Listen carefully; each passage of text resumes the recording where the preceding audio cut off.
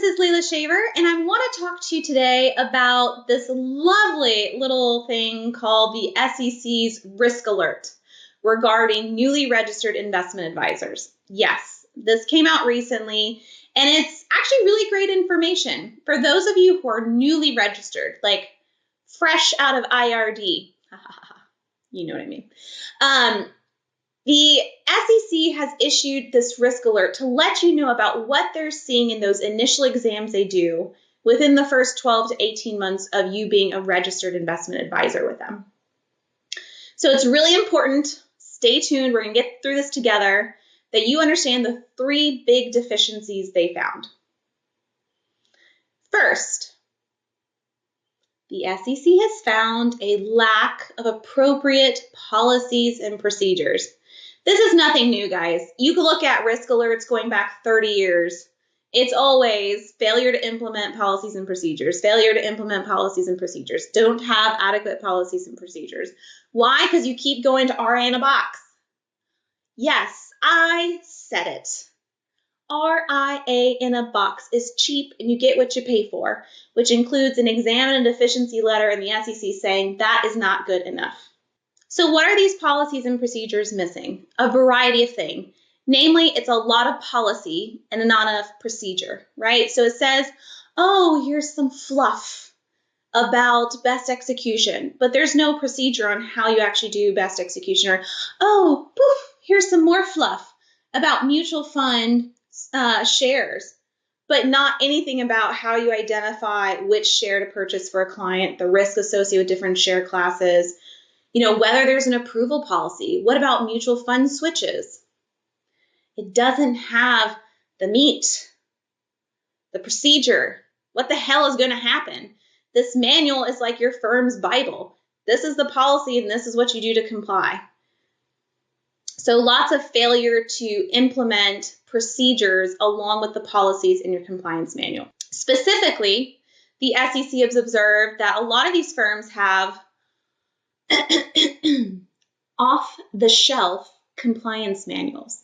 Yes, those of you who use RIA in a box know what that means. They're templates. They're not customized to your business. They may not even have your firm name in some instances. Yes, we've seen those. But they're not customized to your business. They're not practical for your business. Your advisors and access people aren't following it because they haven't been trained on it. And really, they're useless.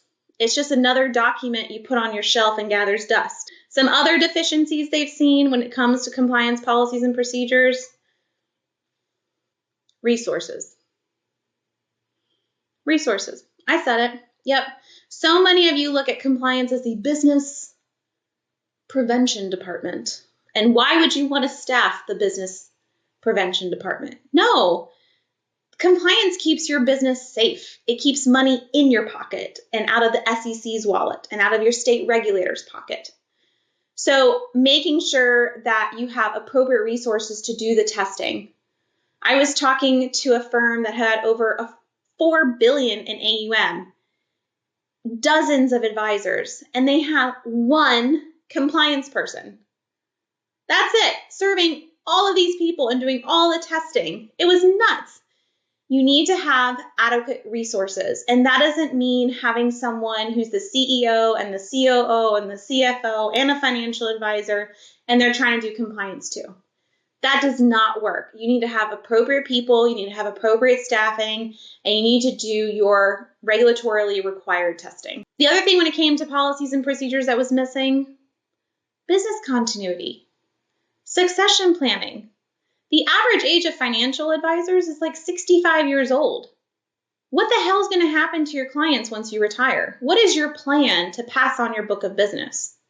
God forbid you're golfing and pass out from a heat stroke and end up in the hospital. Who's taking care of your clients? You get hit by a bus and die. Who's taking care of them? You live in Florida and you have a big hurricane, your power goes out. How are you taking care of your clients?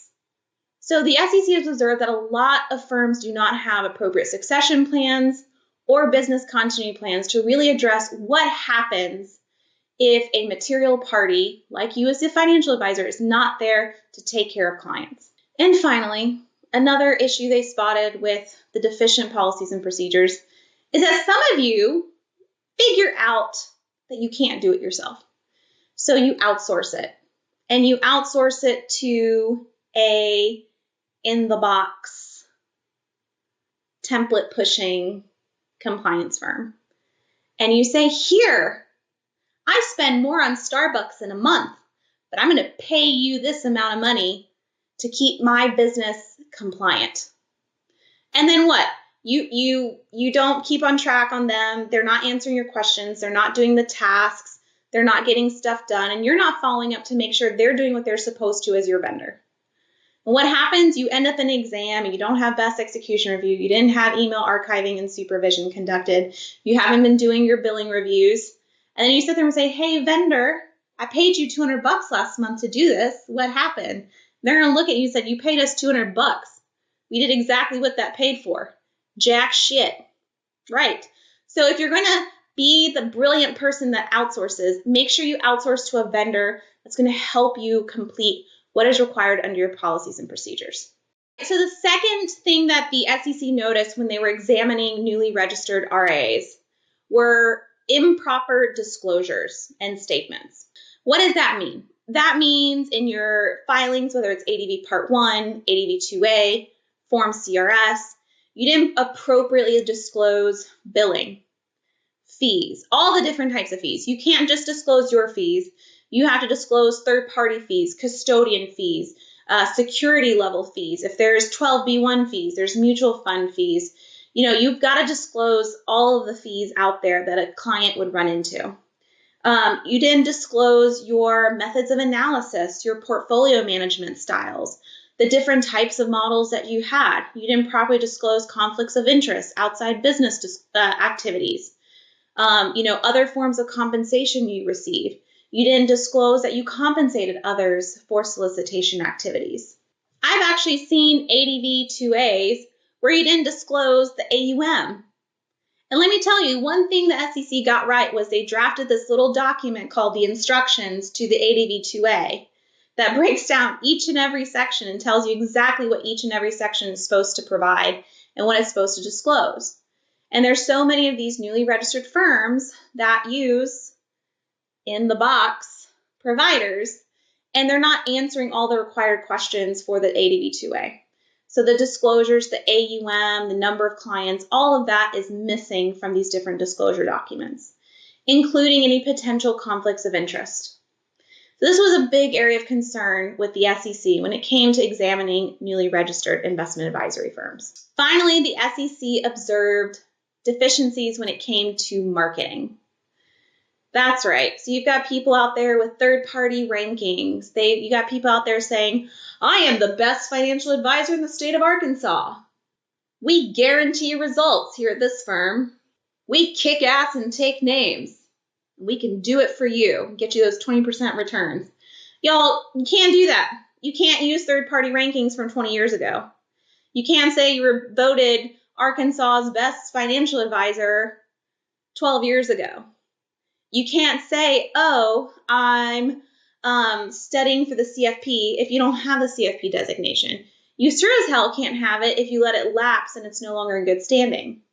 And these are the different types of marketing that the SEC observed were inaccurate, they were misstatements, they were out of date, or they were statements that couldn't be substantiated. So if you're going to say you're Arkansas's best wealth advisor, you have to be able to substantiate it. You say you're Georgia's biggest investment advisory firm, you've got to be able to substantiate it. You say all the best athletes invest with our firm, you have to be able to substantiate it. Otherwise, the SEC is going to say these are material misstatements and it's going to be a deficiency during your next exam. So, for you newly registered investment advisory firms, policies and procedures, disclosures, and marketing, top 3 areas of concern. And if you are using an in-the-box provider to do your registration, then you absolutely want to make sure you're getting someone to review and update those documents. And if that's the boat you're in, my friend, I've got good news for you. You can give us a call, 770-462-2118. Let the compliance nerds here at My RA Lawyer get you in good shape and avoid these deficiencies at your next exam. We look forward to speaking with you.